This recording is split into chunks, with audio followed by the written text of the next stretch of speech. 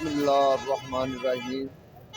मेरे दोस्तों बुजुर्गों भरावां सारियां नूं मेरे तरफ अस्सलामु अलैकुम। लाला नवा आलू की रेट है 300 रुपए तली भाई। ये पक्की छेल दा 250 ओ कितों दा ते ओ हाड़ी दे।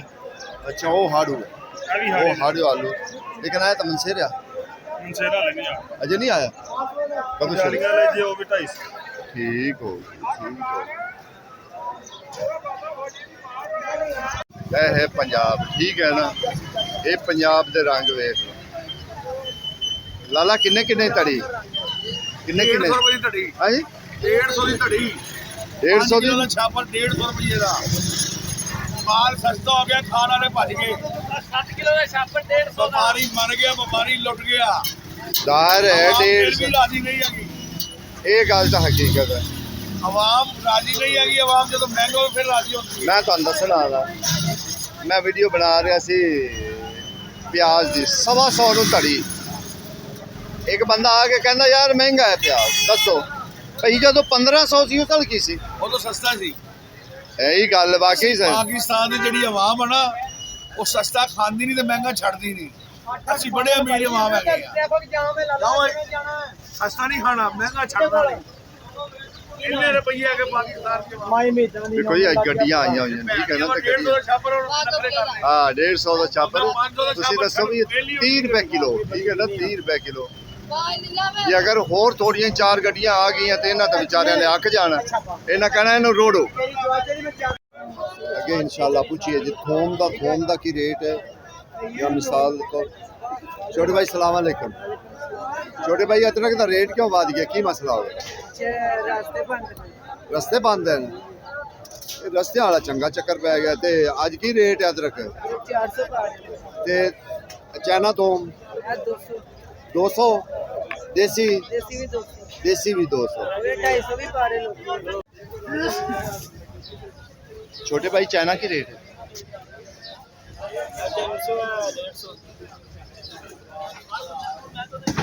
कोई थोड़े जो नॉर्मल होंगे ने ये बस पिनबड़े ही होंगे ने कोई ज़्यादा हार्ड नहीं होंगे बिल्कुल है नॉर्मल बिल्कुल नॉर्मल होंगे।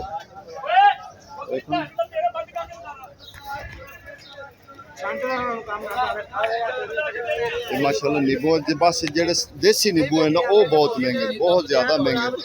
वो सोच तो ज़्यादा वो तो समझो कि बहुत ज़्यादा ही जेड़ा ना महंगे है क्योंकि 800 धड़ी हुई तो 800 नु किलो है 800 नु किलो है।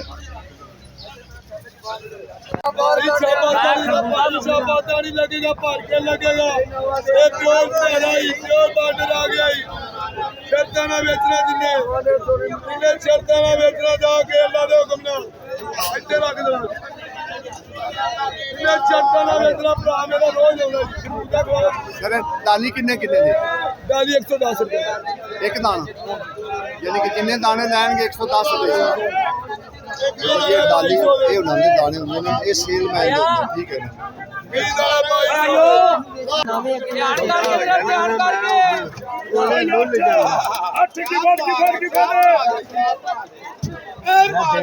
कहते धारी वाला खरबूजा नहीं मीठा ही बड़ा दे बहुत मीठा सुभान अल्लाह माशाल्लाह 50 रुपए किलो बेचो एक गारंटियां ए फिर आ गया फिर आ गया अल्लाह बेच में वजन कितना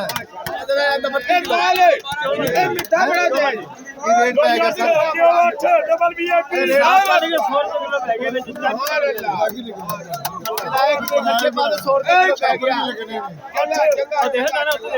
और किले चंगा खंडा और चंगा लायो चंगा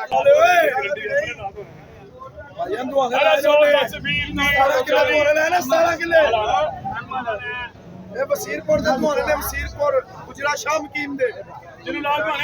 वसीरपुर ते उजरा शाम कीम दा बड़ा फर्क है सर नहीं व्यापारी उजरा शाम कीम दा कौन ए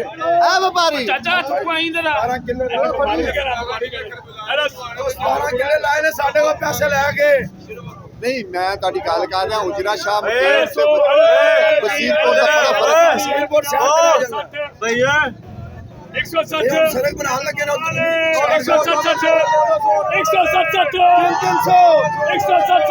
300 मोटा ही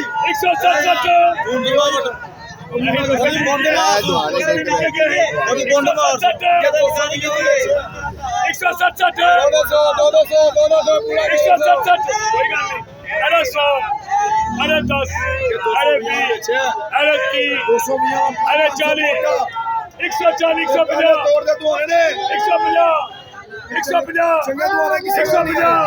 150 ला रोटी 150 हुणे वेख लो पिंडी एडी बेहतरीन पिंडी है जेडे 650 का छापर होते हैं क्यों कि नांजी ये कटनी मजबूरी है एक रात नहीं रह सकती 800 900 ये छापर आए न उन्होंने बेच दिया तो हो गए ये हुण 650 ਨੂੰ बेच रहे रेट जेड़ा 100 रुपए भरिया यार 100 रुपए किलो यानी 500 दी तड़ी लाला जी यही रेट पा रहे मेहरबानी सर बुजुर्गों ने सही गल की आज सब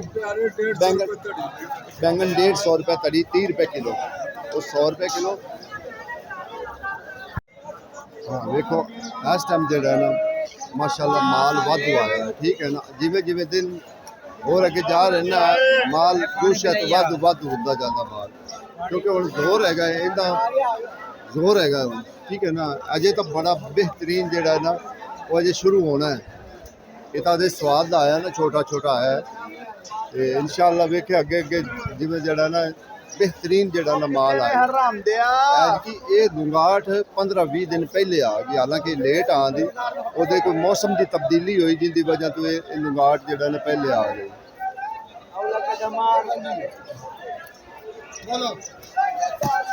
बोलिए बोलिए बोलिए अगे इंशाअल्लाह और कोशिश करने की बोली सही ला ला ला ला पुराने बंदे आ गए सामने ठीक है ना आज साहब किन्ने किन्ने दी लुंगाड़ दी पेटी 820 रुपए का आड़ू लेना 670 डबल पे है आड़ू आड़ू डबल पे 670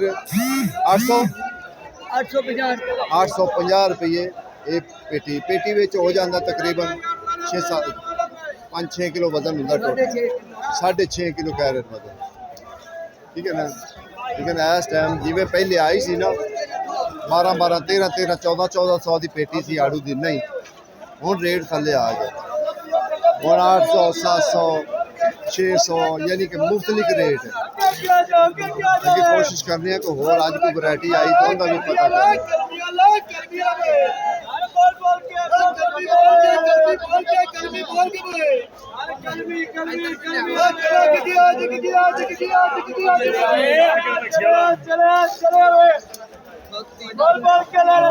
ऐसे नहीं गल ये बोलियां शुरू हो गई बोलियां तो जाइए तो बोलियां उत्थे बड़ा फसना पैंदा आवाम बहुत ज्यादा सारे बंदे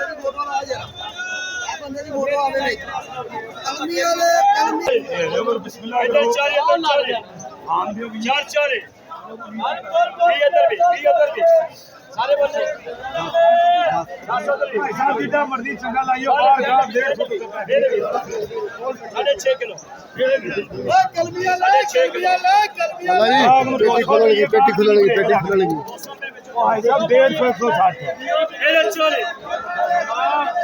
150